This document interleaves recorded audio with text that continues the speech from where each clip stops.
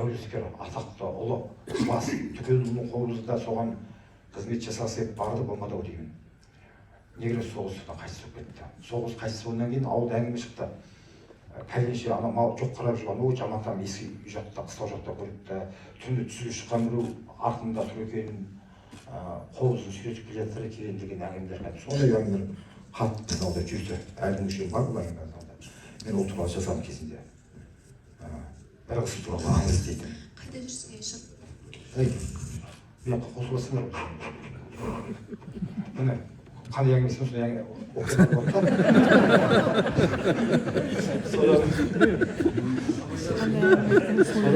Мен бағана саған айттым, есіңде өлең оқыған жерде атың келмеді ме оған?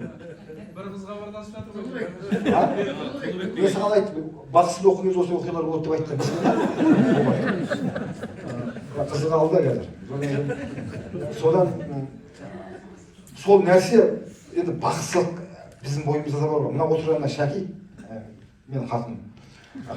Осының әкесі марқұм бақсы болды. Жеті атасы бақсы болды.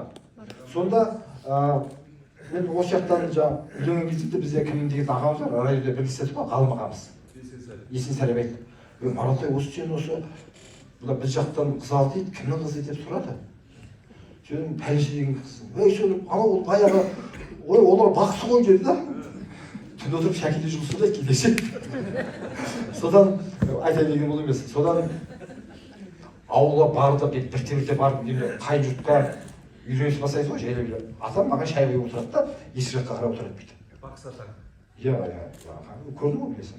Ағамдар да өзімен біледі. Айтамын да. Сосын шай отырады, есік қарап отырады. Сосын алаңдамай кісілерім ой дейді да. Кісілер келу керек дейді да. Немесе кісілерім ойда қояды. Қандай кісілер көрінбейтін әкен деп қойсын, ішінде шай ішіп отырасың. Сосын есігінде тапшанда отырасың жазда. Сосын енді шай ішесің, ол сөзін ұятты ғой, дәрет сатады адамды. Жылан барып келе қойы дейсің де, жүгіріп барып әшіктің үйдің арт жағында да. Біз ғой айтсыған кейін ұяқтан. Жүгіріп атып ұштым, мынандай келе қош, әппақ құлай жатыр алдымда. Құлагер сияқты қарыдым ау деймін, 4-5 метр. Қарға бәрі өттім. Әшіктің сыраз дайын болып бардым да, шығып үйді мияғымен келдім да, келген кезде бір кесе Шәкиден айтты, атам айтты, шеге қылмайды деді. Үйдің артында мен ертең көріп тұрған жоқпын, ештеңе қылмайды, тиіспейді саған деді. Ана кісінің жыланы ғой ағыланы.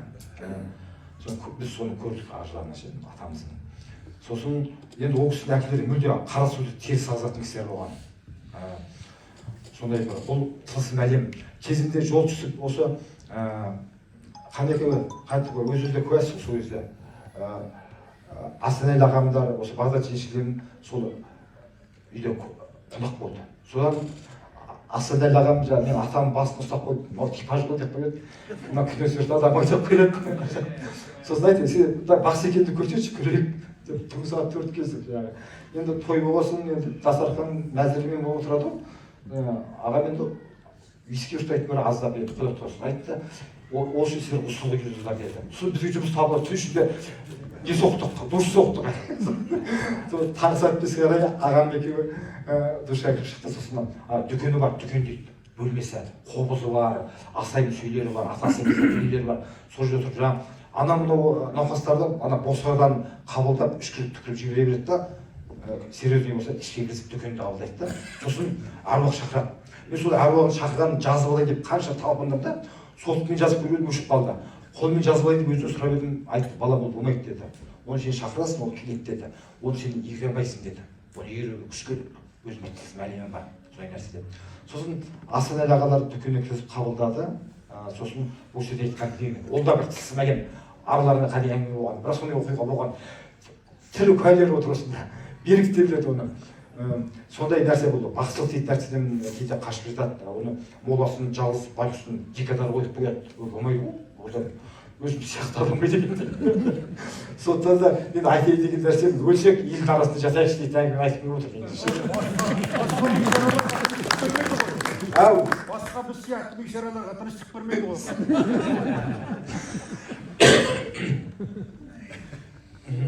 Келесі